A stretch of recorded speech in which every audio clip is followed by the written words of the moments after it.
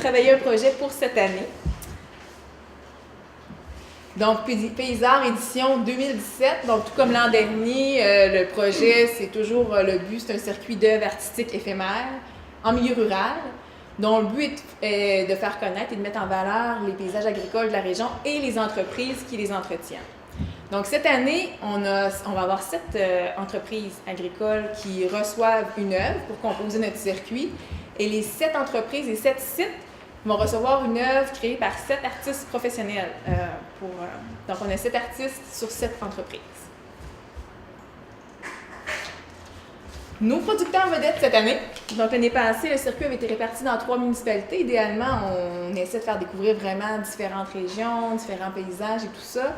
Donc, cette année, on a une petite concentration à Baie-Saint-Paul, mais on en a réparti quand même dans 4 municipalités. Donc, on a 4 producteurs à Baie-Saint-Paul dans des secteurs très différents. On a beaucoup d'entreprises très variées aussi là, au niveau des productions et tout ça. Donc, les Volières Baie-Saint-Paul, Azulé, la ferme Bargeot et la ferme La Bordée des Corneilles, qui sont toutes les 4 à Baie-Saint-Paul. La ferme Basque à Saint-Urbain. Les Jardins du Centre aux Éboulements. Et la ferme Harvey à l'Île aux Coudres. Donc, l'édition 2017, on peut dire que c'est une édition bonifiée. C'est normal aussi, on a commencé l'année passée. Cette année, on a pris un petit peu plus de temps. On garde le même concept, mais on corrige certaines choses. On fait une édition qui va être plus longue, qui va commencer un peu plus tôt dans le temps pour permettre aux gens de venir plus souvent dans l'été, parce que ce qui est bien aussi, c'est de venir une première fois et de revenir peut-être pour découvrir les œuvres à travers un paysage changeant, à travers les cultures. Je ne dirais pas à travers les saisons, mais quand même, on a un petit peu plus que 2 mois là, de période où les œuvres vont être installées. On a des nouveaux partenariats, donc je vais vous les présenter un peu plus tard tantôt. Le projet se bonifie, comme je vous le disais, se complète. Et on va offrir un circuit guidé cette année. Tout comme l'an passé, les gens vont pouvoir circuler sur le territoire à leur guise, là, aller voir une œuvre, 2 œuvres, 3 œuvres, comme ils le souhaitent un après-midi. On repart un autre après-midi pour aller en voir d'autres. Mais on va offrir dans la période du Festival Rêve d'automne un petit circuit vraiment en autobus. Donc les gens intéressés pourront monter à bord et découvrir des œuvres là, avec quelqu'un qui va être là pour leur donner de l'information et tout ça. Donc, la période cette année, un peu plus tôt, l'année passée, on était vraiment en septembre. C'était septembre jusqu'à fin octobre. Là, on est vraiment plus dans le gros de l'été, donc du 29 juillet au 9 octobre. Donc, après l'Action de grâce, on sait que l'activité aussi diminue. Là. Puis, au niveau des champs aussi, les récoltes, tout ça, souvent, ça commence à être fait. Les champs se sont beaucoup transformés. Donc, je pense que c'est une belle période pour profiter là, des entreprises. Tout comme l'an passé, la première journée, c'est la journée d'ouverture, donc c'est la journée où les artistes vont être présents. Donc, on vous invite à être là le 29 et à revenir par la suite. Le 29, les artistes, certains vont peut-être compléter l'installation de leur œuvre, mais les artistes seront sur place en après-midi, de 1h à 5h. Donc, les gens qui seront intéressés à venir les voir à l'œuvre, à venir jaser avec eux, à discuter, pourront, c'est comme une belle journée. Puis certaines entreprises agricoles aussi, avec les kiosques, tout ça, les entreprises vont être là. Il y a moyen de... Il y en a qui vont faire peut-être des petits événements, tout ça. Donc, ça va être assez festif. Je vous remercie d'avoir été présent. Puis je vais laisser Claudette Simard, la préfète de la MRC. C'est facile, merci. Alors, bonjour tout le monde. Comme vous le voyez, Charlevoix, la MRC de Charlevoix particulièrement, du bonheur, on en a plein. Nos paysages, notre agriculture, nos éleveurs. On a ici, je pense, quand on parle de la saveur et du goût, ce qu'on retrouve sur les tables dans Charlevoix, mais ça vient de notre terroir, ça vient de ce qu'on a comme paysage, de nos odeurs, de nos produits, du bonheur d'y vivre, de la passion et des passionnés. Les artistes qui s'y mêlent avec ce beau programme, avec ce beau projet de paysans, pour nous, en plus, c'est donner encore davantage à notre MRC, à notre région. Et quand je l'ai fait l'année passée, j'ai fait la visite, je me suis perdue. Je suis une fille de Charlevoix, là. Je me suis perdue en cherchant le miel. Je me suis ramassée à Saint-Irénée. Bon, ça, c'est une autre histoire. Mais en même temps, j'ai eu la chance de découvrir chez des éleveurs ou des agriculteurs sur leur terre, de voir d'où ça venait, qu'est-ce qu'ils faisaient, comment ils transformaient, et de parler avec ces gens-là, parce que ce sont eux qui nous nourrissent. Ça, tout nous vient de la terre, et pour nous, en tout cas pour moi, puis vous avez M. Fortin qui est là, qui est un agriculteur de toujours, Jean-Thomas est parti, je pense que Jean-Thomas, je prends mes produits chez Jean, à la Bordée de Corneille depuis ses débuts, et j'ai du grand plaisir à le faire. Alors pour nous, représentants de la MRC, pour la Karine qui est notre directrice générale, M. Fortin, bien sûr, le maire de Baie-Saint-Paul, et pour nous, le PDZA, c'est important. On y a travaillé, on y croit à l'agriculture, on y croit à son avenir. Et pour nos artistes, bien sûr que Charlevoix est avec nos artistes et ceux qui viennent d'ailleurs aussi, on vous remercie d'être là et on espère avoir encore un beau succès cette année. Et je tiens à remercier bien sûr nos collaborateurs, les gens qui nous ont aidés, mais particulièrement ma belle Marilène, parce qu'elle a tellement travaillé dans ce projet-là, je le sais. Je sais qu'hier soir, elle s'est couchée à minuit. J'ai su ça ce matin. Et je sais que c'est sa dernière journée de travail aussi, parce qu'elle va être en congé de maternité. Merci, Marilène, pour le beau travail. Merci à vous tous, artisans, artistes, pour continuer cette belle œuvre et avoir du plaisir à faire ce circuit artistique en milieu agricole. Merci. Merci.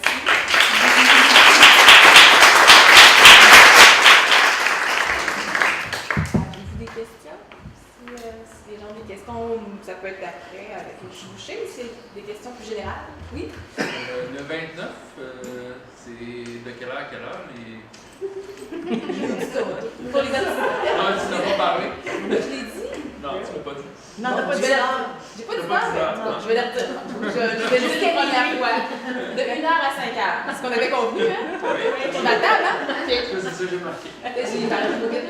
Fait que oui, c'est ça. Dans le fond, en général, on invite les gens à aller sur les sites, disons, entre 9h et 16h, tout le long du circuit, pour respecter quand même, la plupart des producteurs ont souvent la maison à côté de la ferme, là, fait qu'on demande aux gens de pas être là à 8h le matin et de pas être là en soirée. Mais pour le 29, si vous voulez rencontrer un artiste, c'est sûr que les artistes se sont tous engagés, disons, à être là en après-midi, entre 1h et 5h.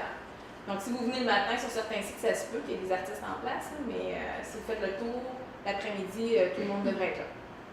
Merci. Merci. Alors, je suis avec Claudette Simard, bonjour. Bonjour. On est ici à la conférence de presse de Paysard. Bien sûr. Alors, c'est la deuxième édition. Oui. C'est important pour vous, cette édition-là? Bien, moi, la deuxième, oui, bien sûr. D'abord, j'ai participé à la première l'an dernier et j'ai adoré l'expérience de nous faire découvrir le lieu où on fait de l'élevage, le lieu où on rencontre aussi les artistes, parce que lors de la journée d'ouverture, qui cette année sera le 29 juillet, de 13h à 18h, vous avez la chance de voir les artistes sur place qui vont vous expliquer leur œuvre en lien avec le lieu où ils sont, en lien avec l'environnement et le paysage autour de la ferme. Et moi, j'ai adoré ça. Alors, cette année, je suis très heureuse de participer encore. Alors, vous, dans votre secteur, il va y avoir la ferme basse. Oui, oui. Et il va y avoir aussi la Bordée des Corneilles. La Bordée de Corneille à Baie-Saint-Paul, parce que du côté de Baie-Saint-Paul, il y a quand même 4 sites qui ont été retenus. Et pour moi, la ferme basse, que vous savez, ça a été comme le premier élevage qui s'est fait, la première ferme depuis de nombreuses années à s'installer chez nous. Alors, on a dans votre secteur la ferme basse qui participe. Oui, bien sûr, qui est tout près de chez moi d'ailleurs. Alors, qui est bien connue, je vous dirais qu'avec l'achalandage touristique qui circule chez nous en lien avec le parc des Grands Jardins, la ZEC des Mares, pour traverser de Charlevoix. Alors, beaucoup de gens arrêtent de plus en plus à Saint-Urbain. Alors, et particulièrement à la ferme basse, puisque les produits sont connus un peu partout. Alors, je suis bien heureuse de voir cette année, d'avoir la chance de participer à Paysard. C'est important pour vous que des producteurs de Saint-Urbain s'impliquent dans des projets comme ça? Bien oui, parce qu'en fait, moi, j'ai un amour inconditionnel envers l'agriculture. Je pense que ça nous vient de nos gènes. Ouais. La majorité des gens de Charlevoix, c'est la terre qui les a nourris et c'est important. Et l'agriculture, il faut en prendre soin. Il faut, d'abord avec l'UPA, on a beaucoup de liens maintenant parce qu'au niveau de la MRC, on travaille en partenariat avec ces gens-là.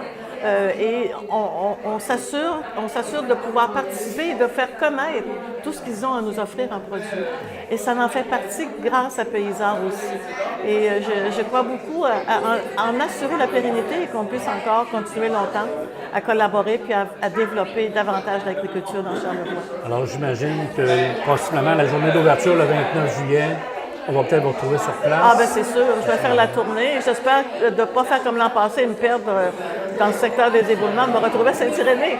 Mais ça fait partie du plaisir à découvrir et à partager. Et dans le cadre, bien sûr, de Rêve d'automne, il y aura des journées spéciales guidées les 2 dimanches de Rêve d'automne. Alors, je pense que j'invite la population de Charlevoix, mais aussi tous ceux qui sont chez nous pendant cette période à venir découvrir des sites merveilleux. Et quand on parle de la saveur Charlevoix, bien, je pense que l'environnement, les paysages, l'air, le bonheur en fait partie.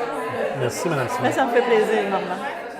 Avec Jean-François Lettre, bonjour. Bonjour. On est ici à la conférence de presse de Paysart, la 2e édition.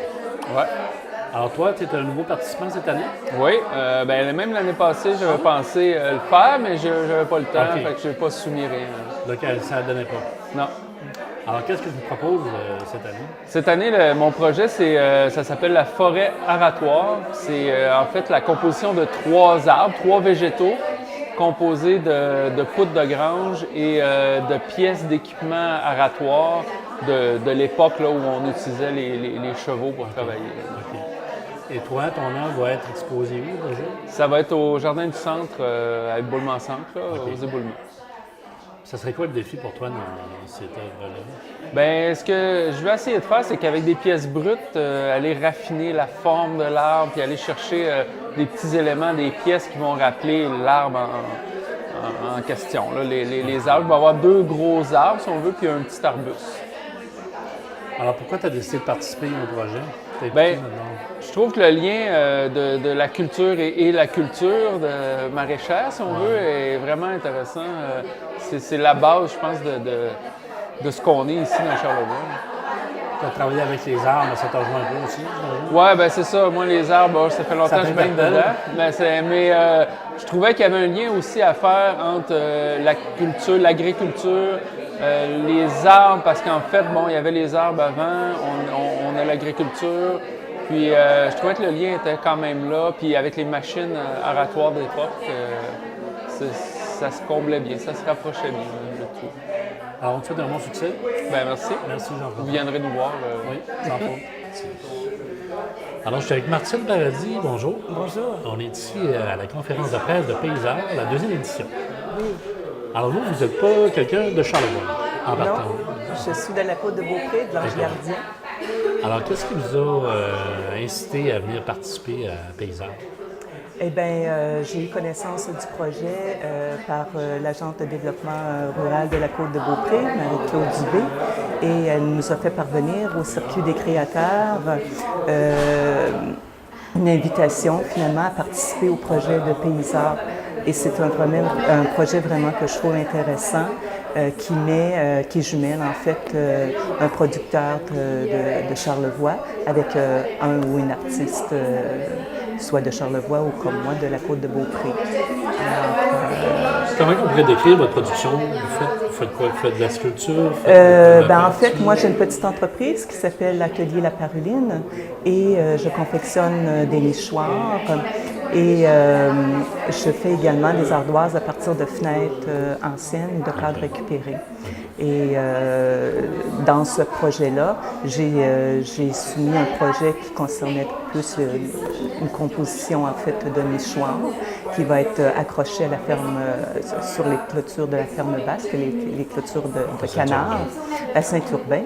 Et alors les enfants vont pouvoir aller voir les petits nichoirs et en même temps les canards qui sont là. Ils vont être à la hauteur là, des enfants et ça va être des nichoirs très, très colorés. Et puis, alors ça va être le 29 juillet. On va faire l'installation là-bas et les gens vont pouvoir visiter la ferme et voir en même temps l'œuvre de l'artiste. Avant le projet, est-ce que vous connaissiez déjà l'emplacement? Est-ce que vous avez déjà visité? Non, pas du tout. Mais avant de soumettre mon projet, j'avais fait le tour des différentes fermes et c'est des paysages extraordinaires, des endroits magnifiques et à découvrir absolument. Donc, vraiment, j'étais sous le charme de tous ces paysages-là, de toutes les fermes. C'est vraiment très, très beau. Et j'ai décidé alors de soumettre mon projet et puis il a été retenu. Et je suis très, très contente de ça. Quel aurait été votre plus grand défi dans ce projet-là? Je voulais que ce soit vraiment que les gens aient un coup de cœur pour ce que je vais faire et puis que ça attire vraiment leur regard et qu'il y ait une interaction entre ceux qui vont venir à la ferme et qui vont voir en même temps l'œuvre. Alors, je voulais vraiment que les gens soient émerveillés et aient vraiment un coup de cœur. Donc, je veux que le nichoir soit vraiment, que les gens soient attirés d'aller voir, de s'approcher. Et il va y avoir vraiment sur chacun des nichoirs des petits clins d'œil aussi à la vie rurale, à la ferme. Donc, il va y avoir des petits détails que les gens vont pouvoir aller voir et observer là-bas. Donc, ça nous fait connaître, oui, nous, mais aussi dans le cadre d'où sont les gens de la ferme. Il y a une double vocation que je trouve vraiment intéressante. Mais je voulais que les gens soient vraiment émerveillés et soient attirés d'aller voir vraiment de plus proche ce qu'on fait, puis de voir que finalement tout ça est accessible. Et puis, donc, j'invite vraiment les gens à aller le 21 juillet voir la ferme. J'imagine qu'on va voir sur place le 21 juillet. Oui, tout à fait, tout à fait. Alors, on fait l'installation et d'1 heure à 5 heures, on va être disponible pour rencontrer les gens. C'est une grosse dimension, ce nichoir-là. Il va y en avoir de différentes dimensions, mais des petits, des plus grands, de plusieurs grandeurs, de plusieurs couleurs. Alors, plusieurs formes. Oui, absolument. Merci. Mais ça m'a fait plaisir. Au revoir. J'arrive Marilyn Thibault, bonjour. Bonjour. Ici à la deuxième édition Paysard, la conférence de presse. Deuxième édition, ça veut dire que ça va bien? Oui, ben oui, ça a bien été. On s'est lancé l'année passée en sachant pas trop, mais finalement, il y a eu un beau... il y a quand même, c'est dur d'évaluer le nombre de visiteurs, mais je pense qu'il y a eu quand même plusieurs personnes qui ont circulé, mais surtout, on avait eu un beau retour de la part des producteurs et des artistes. Les gens... C'est quand même une belle visibilité. Oui, mais moins pour les les découvrir la ferme, l'endroit. Pour les artistes aussi, souvent, les gens me disent c'est le fun, c'est un projet différent, ça nous permet de créer autrement. Parce que Paysard, c'est un circuit d'œuvres éphémères. Donc, des œuvres qui sont là pour la période, produites pour à peu près 1-2 mois, ensuite sont enlevées, puis l'année suivante, on retrouve des nouvelles œuvres dans des nouveaux sites. Donc, alors, qu'est-ce qu'on a de nouveau cette année? Bien, cette année, on a 7 sites plutôt que 6. On a des nouvelles entreprises. Donc, on a toujours des entreprises très diversifiées, un peu comme l'an passé. On a des entreprises dans le conventionnel, on a des entreprises qui transforment aussi à la ferme. On en a 4 à Baie-Saint-Paul, on en a une à Saint-Urbain, une à l'île aux Coudres et une aux Éboulements. Et puis, cette année, l'ensemble des sites va être occupé par des artistes professionnels. Donc, on a eu beaucoup de propositions. On a fait une sélection. Donc, il y a ça qui change un peu. Parmi les 7 sites cette année, il y en a un qui est occupé par le musée de Charlevoix. Donc, c'est comme une nouvelle collaboration. Donc, on avait réservé, le musée s'était choisi un site qui correspondait un peu à sa vision et tout ça, pour développer une œuvre. Donc, c'est une œuvre qui va être développée de façon collective, un projet de médiation culturelle, avec une artiste aussi qui est impliquée. Mais c'est vraiment le musée un peu qui prenait le lead, qui a trouvé son artiste, qui développe ensemble un projet qui implique des gens aussi, des femmes, parce que cette année au musée, c'est l'empreinte des femmes, le thème. Donc, c'est un projet que de femmes chez Azulé, qui est une entreprise de la vente biologique à Baie-Saint-Paul, qui est possédée par une femme aussi, Louise Vidricaire. Donc, il y a comme tout un petit concept. Donc, il y a ça de nouveau. Sinon, on continue le partenariat avec Rêve d'automne, comme l'an passé, on est dans la programmation et tout ça, sauf qu'on va offrir un circuit guidé. Donc, pour les gens un peu, Rêve d'automne offre déjà un circuit guidé, là, plus patrimoine, histoire le samedi. Donc, avec la même formule, les mêmes petits autobus et tout ça, on offre un circuit Paysard le dimanche. Donc, les gens qui sont intéressés, c'est pas obligé d'être des gens, des touristes, tout ça peut être des gens de la région qui sont intéressés, doivent posséder le bracelet Rêve d'automne, vont à la place Rêve d'automne pour réserver une place pour l'un des 2 trajets, dans un petit autobus 24 personnes. C'est un circuit qui va être guidé, donc quelqu'un va les accompagner. Puis, à chacun des dimanches de Rêve d'automne, le 24 ou le 1er octobre, il y a 3 entreprises différentes qui vont être visitées. 3 sites, en fait, parce que c'est sûr que si c'est des entreprises là, qui ont des petites boutiques, la visite est possible, mais c'est pas toujours possible. Mais les gens vont être amenés sur les sites, vont avoir un peu d'informations sur les paysages, sur l'entreprise, l'artiste, l'œuvre et tout ça. On va en apprendre beaucoup à ce moment-là. Ben oui, c'est le fun. Ça fait un petit circuit. On conduit pas, on se laisse promener à travers le territoire pour découvrir différents projets, différentes entreprises. Et cette autre idée-là, ça va être sur 2 fins de semaine? Oui, c'est ça. C'est pendant les deux fins de semaine de Rêve d'automne. Donc, c'est le dimanche le 24 septembre et le dimanche le 1er octobre. Les départs vont se faire à 12h30, mais c'est sûr que les gens sont invités à réserver avant. Là. Mais les départs sont prévus à 12h30, le retour à 3h30. C'est pour ça qu'on a le temps de faire comme 3 entreprises à chaque fois, étant donné qu'on veut permettre aux gens là, de prendre le temps de visiter, de se déplacer, de peut-être aller voir la boutique dans l'entreprise. Là. À quoi qu'on peut s'attendre quand on arrive sur place? Mettons, on arrive à un endroit qui a une œuvre. À quoi qu'on peut s'attendre? Comme type d'œuvre ou comme. Ben, c'est sûr que les œuvres ne sont pas toujours en bordure de la route. Certaines le sont. Certaines, des fois, sont un peu plus loin, mais à ce moment-là, On va se déplacer pour avoir accès. Bien, c'est indiqué, là. C'est toujours accessible, là, quand même relativement. Si je prends par exemple la ferme Barjot, qui est située dans le rang Saint-Ours, l'œuvre est sur une de leurs terres, mais pas tout à fait à côté de la ferme. Donc, il va y avoir des indications pour amener les gens à aller sur le rang Sainte-Marie, faire un petit peu plus qu'1 kilomètre. Puis ensuite, l'œuvre va être quand même évidente, là. Il y a toujours une affiche aussi à côté de chacune des œuvres, donc les gens peuvent... Oui, c'est ça, où on présente l'artiste, l'œuvre, le site aussi, la ferme agricole, parce que le but de Paysarts, c'est un circuit d'œuvres éphémères pour que les gens découvrent un peu les paysages agricoles et surtout les entreprises qui entretiennent ces paysages-là et ces terres-là. On découvre 2 choses à la fois. Oui, c'est ça. L'artiste et le producteur. Oui, fait qu'on en profite pour donner de l'information sur des fois ce qui est cultivé sur la terre en question, l'entreprise, qu'est-ce qu'elle produit. Fait que les gens en apprennent un petit peu en même temps. Là. Et il y a un concours d'organiser. Oui, il y a un concours pour inciter les gens à participer puis surtout à visiter plus d'une œuvre, plus d'un site. Donc, les gens qui auront visité 3 sites, via le petit pamphlet promotionnel où on retrouve l'adresse de chacun des sites, une petite carte et tout ça, il y a comme un onglet détachable. Les gens vont pouvoir le remplir avec leurs coordonnées. À chaque fois qu'ils vont visiter un site, il y a toujours un indice sur la fiche qui présente là, les sites et l'œuvre. Il y a un petit indice dans le bas à inscrire. Donc, on visite 3 sites, on écrit nos 3 indices. On détache le tout, on dépose dans une des boîtes. Sur chacun des sites, il y a une boîte de participation. On dépose là, puis Qu'est-ce qu'il y a gagné? Un panier des produits locaux. En fait, un panier avec plusieurs produits locaux, entre autres de nos producteurs de l'année, là, ceux pour qui... Oui, c'est ça. Des produits de la région. Oui, donc, dates, cette année, c'est du 29 juillet au 9 octobre.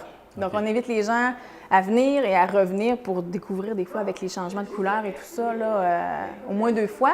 Puis peut-être venir la première fois, le 29 juillet, c'est la journée d'ouverture. Journée d'ouverture, puis c'est là où les artistes sont présents. Le reste de l'année, les gens, ils vont vraiment... Non, ils sont pas là. Les producteurs, certains vont être là, disponibles, ceux qui ont des boutiques. Mais pour les artistes, on va avoir un peu le tout, là, le 29 juillet, en après-midi, les artistes vont être présents pour présenter leur œuvre, en discuter avec les gens et tout ça. Alors, c'est un rendez-vous. C'est un rendez-vous, oui. Merci. Merci.